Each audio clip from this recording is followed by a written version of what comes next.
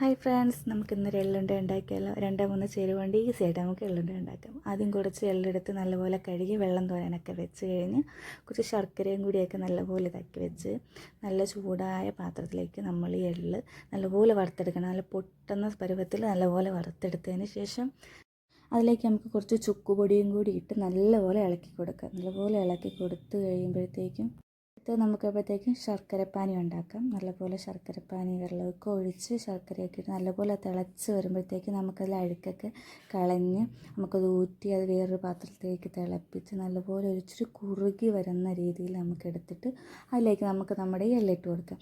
നല്ലപോലെ ഇളക്കി കൊടുക്കുക. എള്ളിട്ട് നല്ലപോലെ ഇളക്കി കൊടുത്തിട്ട് കുറച്ച് ഏലക്കയും കുറച്ച് കുഞ്ഞു ജീരകം പൊടിച്ചതും കൂടിയൊക്കെ ഇട്ട് നല്ലപോലെ ഇളക്കുക. അത്രയേ ഉള്ളൂ നമ്മുടെ പരിപാടി. അത് കഴിഞ്ഞ് നമ്മൾ ഇച്ചിരി ആറിയിട്ട് നല്ലപോലെ അങ്ങ് തണുത്ത് പോകരുത്, ചെറു ചൂടോടെ നമുക്കത് ഉരുളയാക്കി മാറ്റി വെച്ചെടുക്കാം. ഇത്രയേ ഉള്ളൂ, ഈസി ആയിട്ട് നമുക്ക് നമ്മുടെ എള്ളുണ്ട ഉണ്ടാക്കിയെടുക്കാം. എല്ലാവരും ട്രൈ ചെയ്ത് നോക്കുക, ഫീഡ്ബാക്ക് അറിയിക്കുക. Thank you.